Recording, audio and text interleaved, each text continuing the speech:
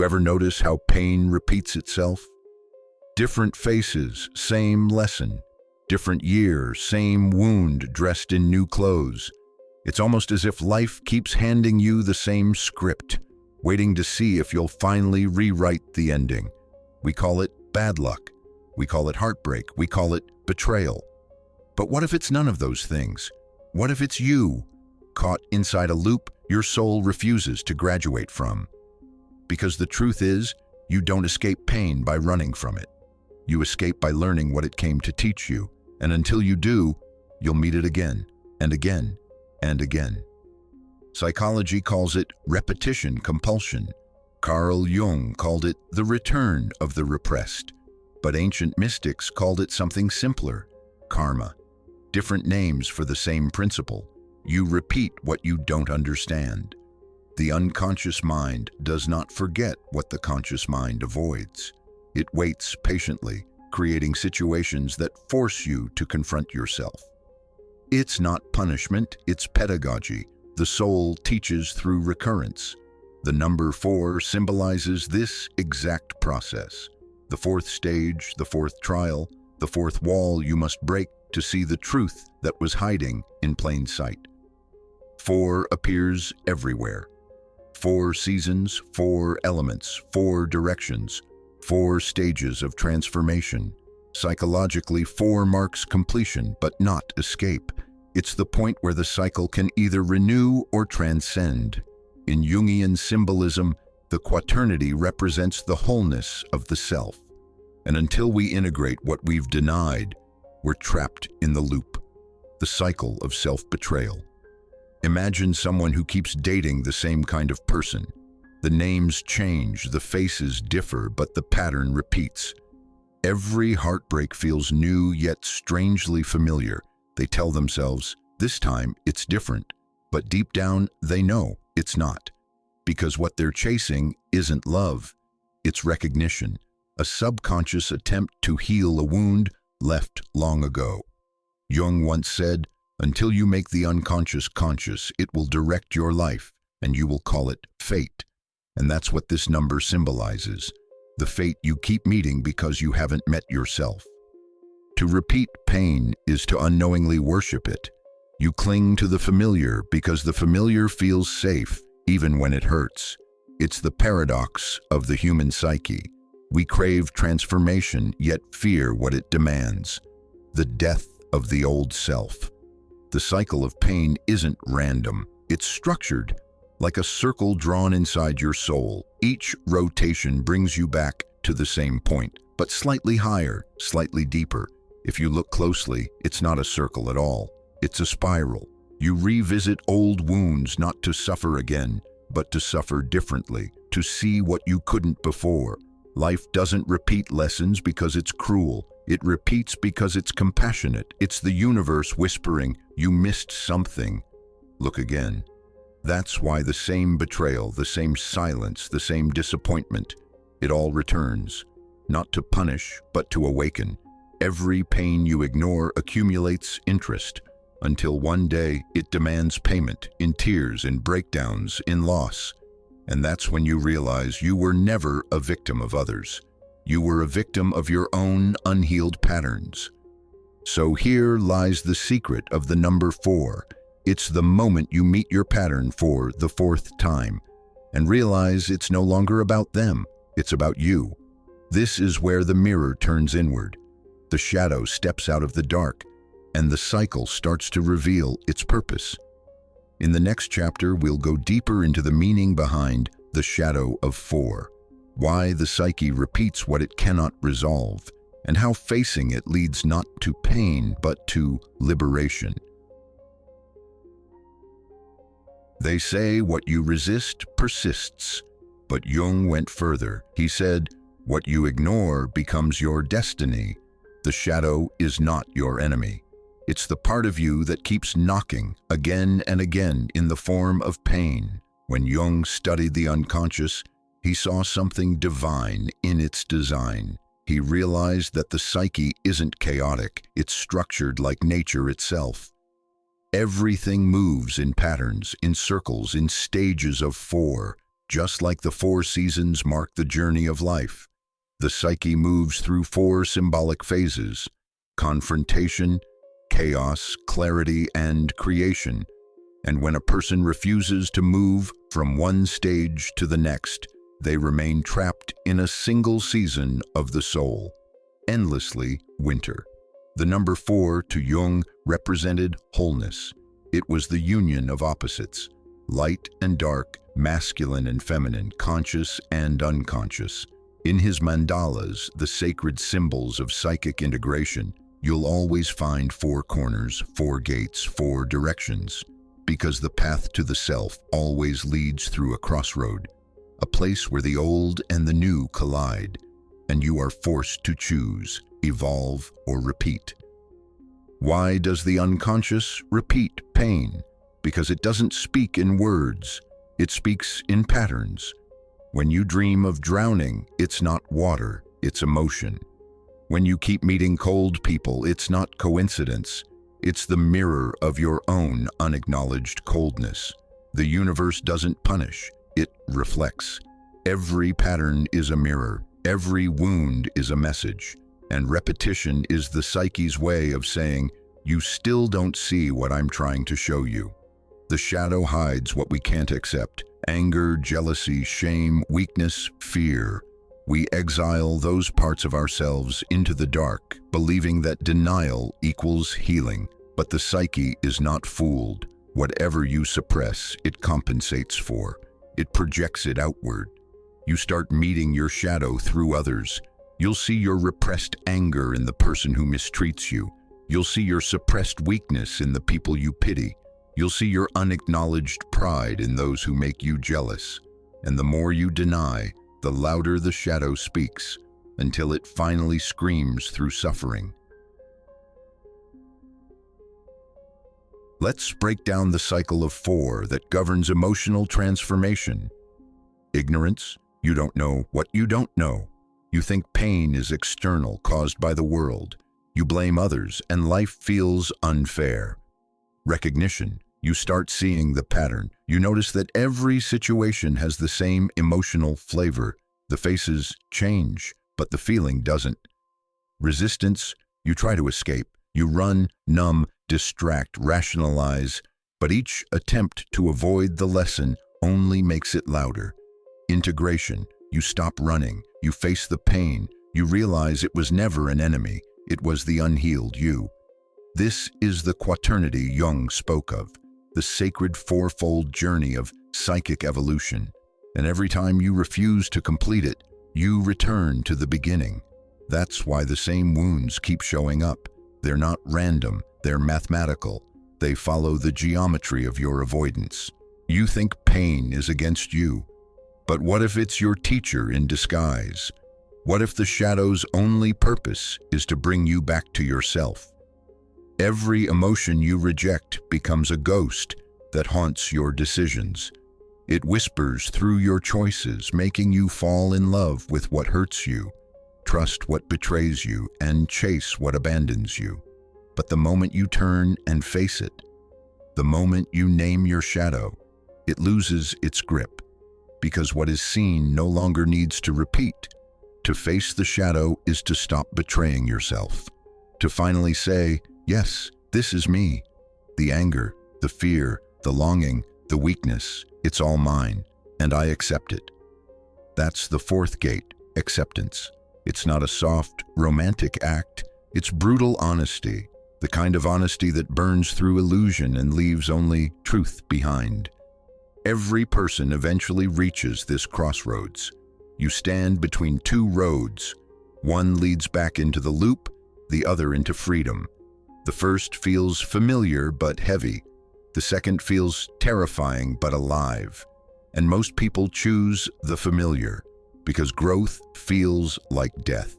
The death of who you thought you were. The death of your excuses. The death of your stories. But if you listen closely, you'll notice something else in that death. A quiet rebirth. That's the essence of the number 4. Death and rebirth as one motion. Winter and spring united. Shadow and light reconciled.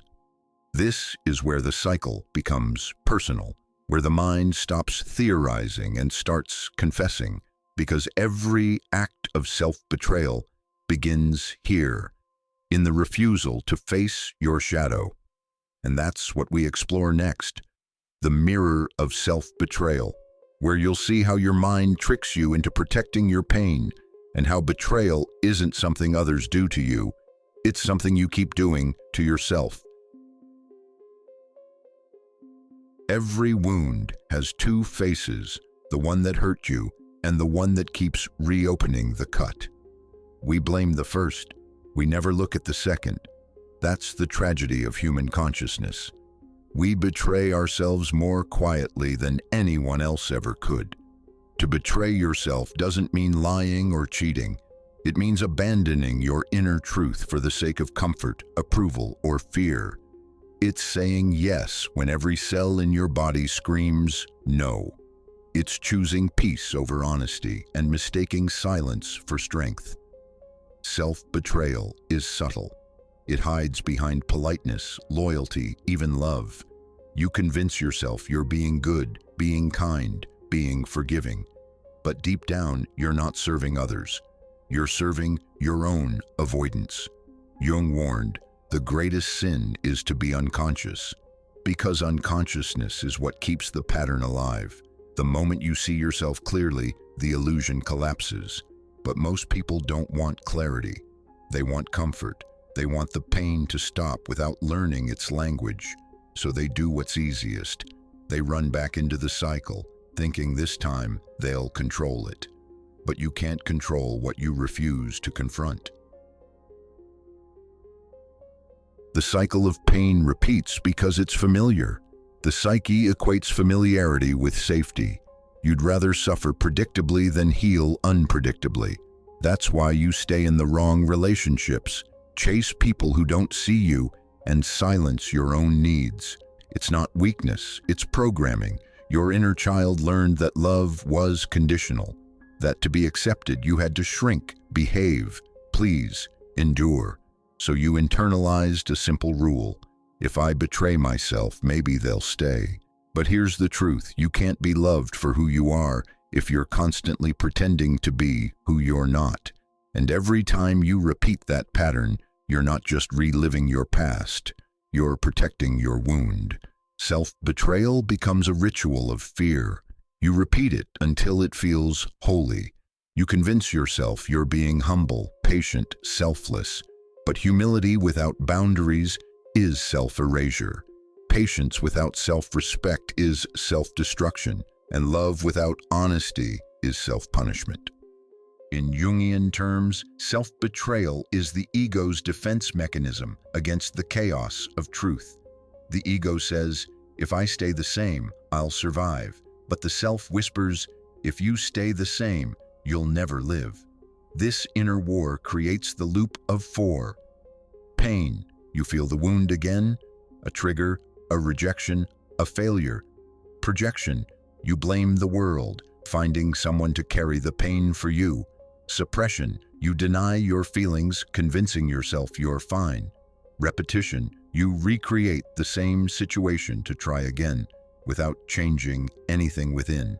And so it spins, like the four turning wheels of karma, until one day the weight of avoidance becomes unbearable. That's when breakdown happens, when the soul revolts against your lies. The breakdown is not the end. It's the beginning of consciousness. It's the psyche demanding honesty. You can't lie to yourself forever without consequence. Your body will tell the truth through fatigue.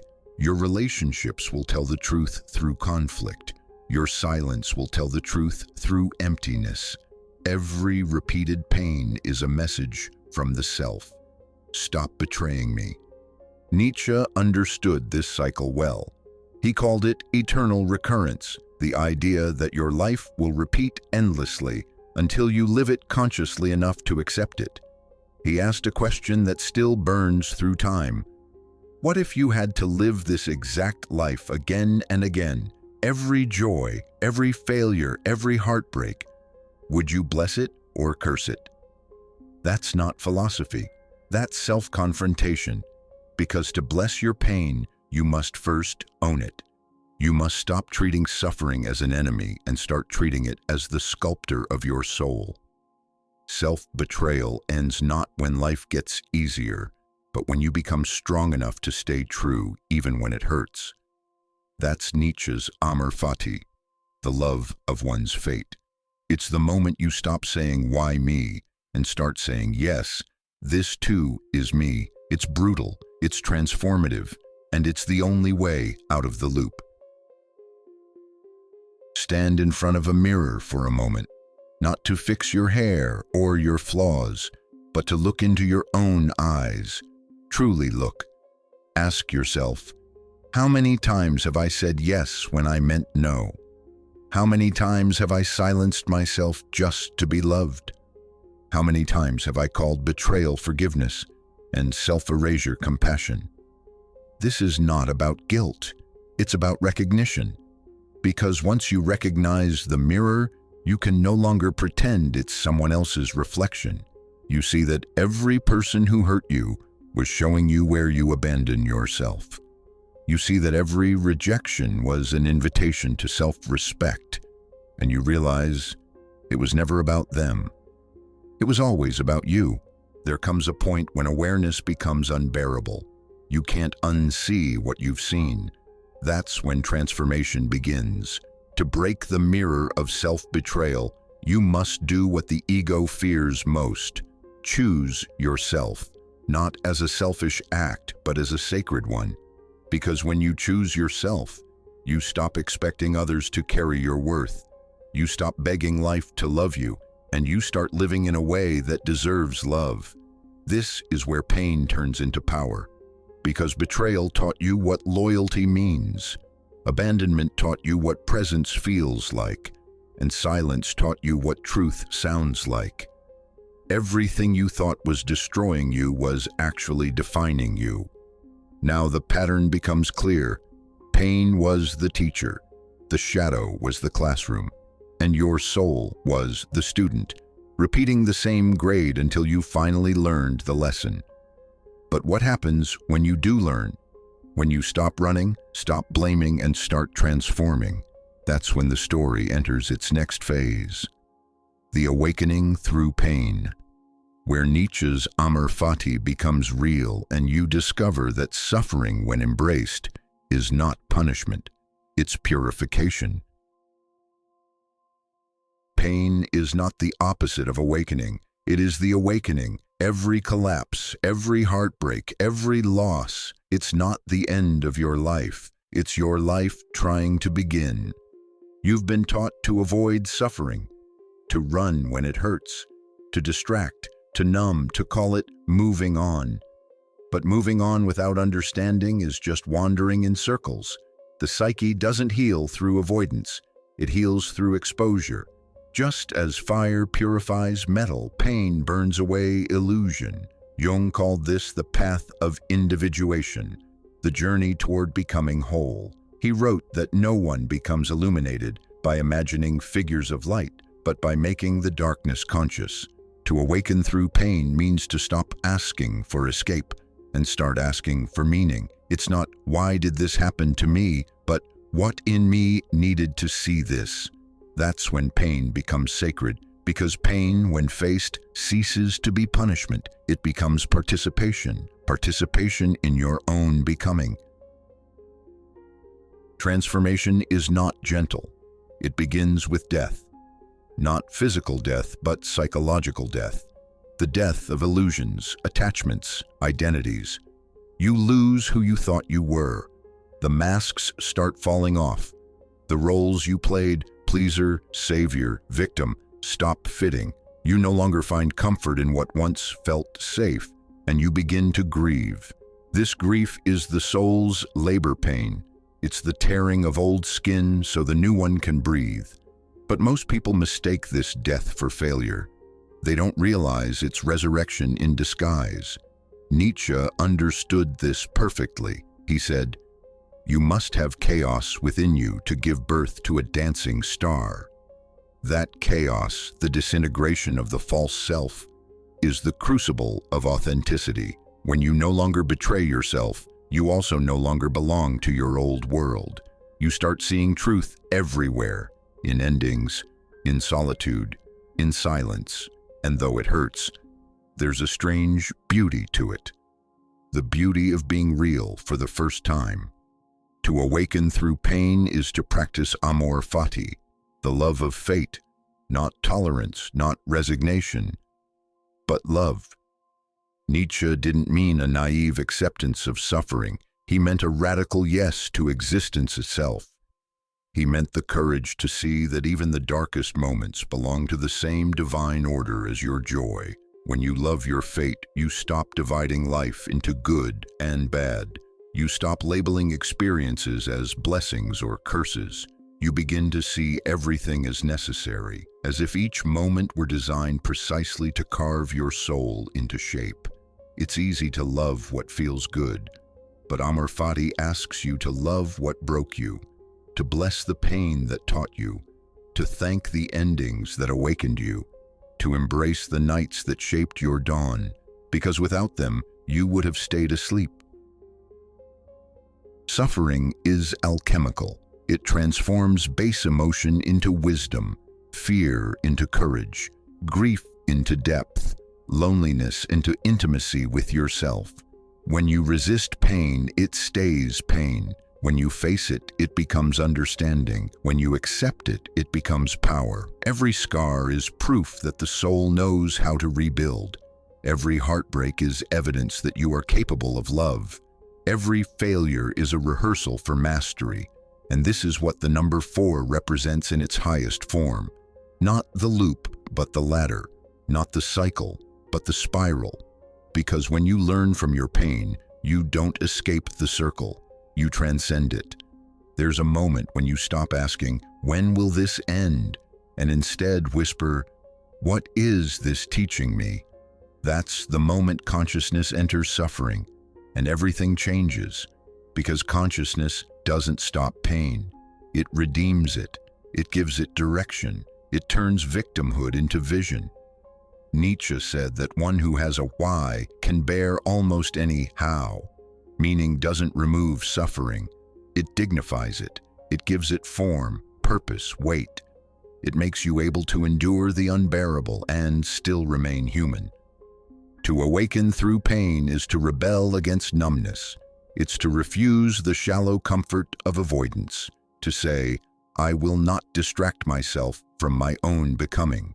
It's a silent revolution of the soul. No applause, no validation, no guarantee.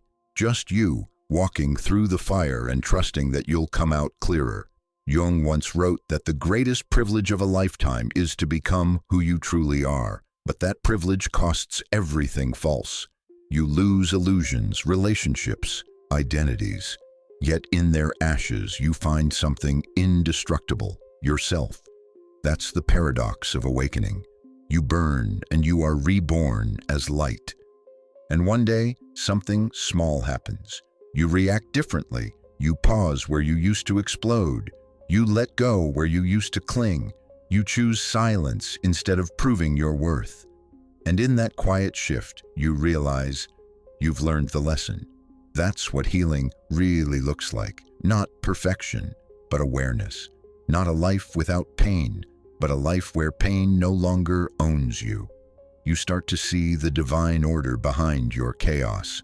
You start to understand that every repetition was a lesson plan, and that nothing was wasted, not even the worst moments, because all along life wasn't punishing you, it was initiating you. And that brings us to the final chapter, the fourth door, integration and freedom. This is where the cycle ends, where you no longer chase or run from pain, but integrate it into your being, where you understand that healing isn't the absence of suffering, it's the mastery of meaning. You've walked through the repetition, you've met your shadow, you've faced your self-betrayal, you've awakened through the fire. Now it's time to cross the final threshold, to live consciously, to complete the number 4, and to become whole. Most people think freedom is escape, but real freedom is return. Not returning to your old self, but to the self that existed before you learned to hide. Freedom is not the absence of pain, it's the presence of understanding. The number 4 has always symbolized completion. 4 directions, 4 elements, 4 phases of the moon. But spiritually, it's more than structure. It's integration. The moment when opposites cease to fight and begin to coexist. You can think of the 4th door as the end of a labyrinth. Every corridor you walked, every betrayal, heartbreak, loneliness, confusion, was not a punishment, but a path. Each turn led you inward toward the center of your being. When you finally reached the 4th door, you realized there was never a way out, only a way through, because the labyrinth was never around you, it was you. Integration doesn't mean perfection, it means wholeness. It's the moment when your shadow and your light no longer compete for control, but learn to coexist in balance. You stop dividing yourself into good and bad. You stop rejecting parts of you that were only ever misunderstood. Your fear, your anger, your jealousy, your grief. They're not enemies anymore. They're teachers. They're pieces of you returning home. Carl Jung called this the union of opposites. He believed that true healing happens not when we eliminate the darkness, but when we make peace with it. And that's what the 4th door is. The peace after the storm. The stillness after the burning. The realization that you are not broken. You were becoming whole.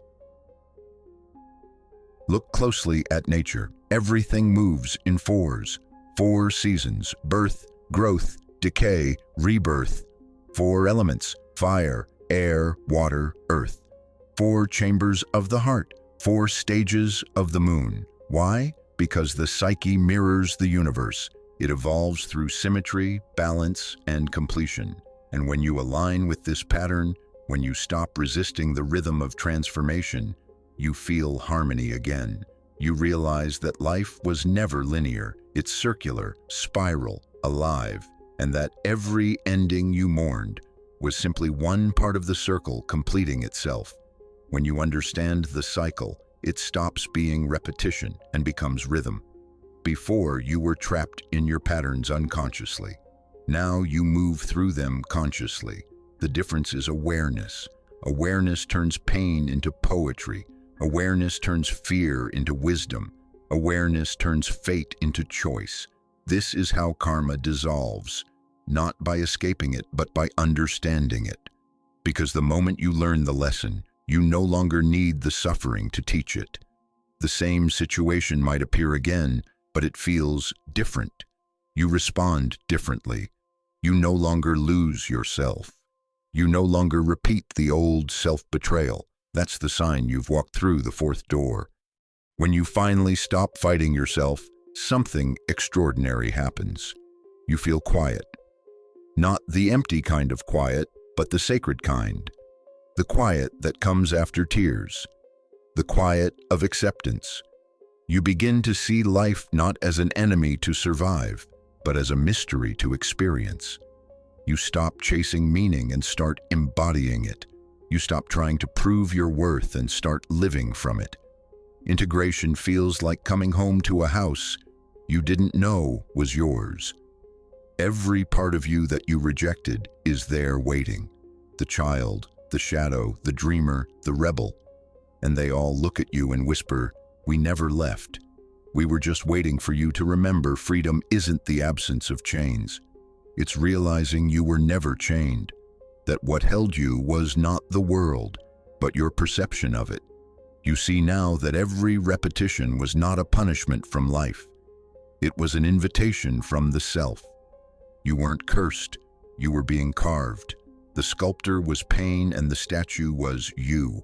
You see that the shadow wasn't darkness, it was depth. That heartbreak wasn't rejection, it was redirection. That betrayal wasn't cruelty, it was clarity. Every wound that once bled now glows, because it's no longer just pain, it's meaning. It's proof that you've lived, that you've learned, that you've become. This is freedom, not a life without storms, but the ability to stand in the rain and say, I am not afraid anymore. And that's the power of the number 4. It begins as repetition but ends as revelation. It starts as pain but becomes purpose. It starts as betrayal but ends as belonging. The first time you fall, you blame the world. The second, you blame others. The third, you blame yourself. The fourth, you understand. And understanding breaks the chain. The number 4 is the moment you see the pattern and choose differently. It's the sacred pause between reaction and realization. It's the threshold between fate and freedom. You no longer need the lesson because you are the lesson. Let's look back. The pattern you cannot escape. Where it all begins. Unconscious repetition. The shadow of 4. Where the truth hides beneath projection. The mirror of self-betrayal. Where the pain turns inward, demanding honesty. The awakening through pain. Where suffering becomes consciousness. The fourth door. Integration and freedom. Where the circle closes and the soul becomes whole. That's the full cycle, the eternal rhythm of growth, the dance of the psyche, the geometry of awakening. Every one of us will walk through these 4 doors again and again until we remember who's been walking all along. So if you find yourself repeating the same pain, don't curse the pattern. Study it, because what you call bad luck is often your soul trying to get your attention. Sit with the discomfort. Listen to the echoes. Ask your pain what it wants to teach you. And when you finally understand, don't run from it. Bow to it, thank it, and walk through it as one who no longer fears the fire but has learned to glow from it. Because that's what the number 4 is really about. Not the end of pain, but the end of unconscious pain. You've learned the lesson, you've seen the shadow, you've forgiven yourself. Now step forward, not as who you were, but as who you've become, whole, aware, free,